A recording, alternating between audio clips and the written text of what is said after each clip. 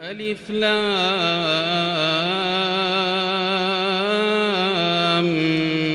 ميم.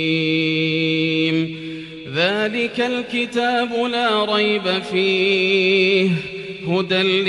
للمتقين الذين يؤمنون بالغيب ويقيمون الصلاة ومما رزقناهم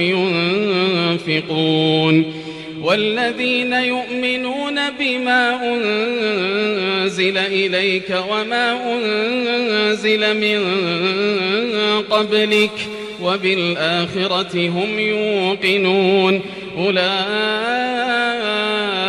على هدى من ربهم وأولئك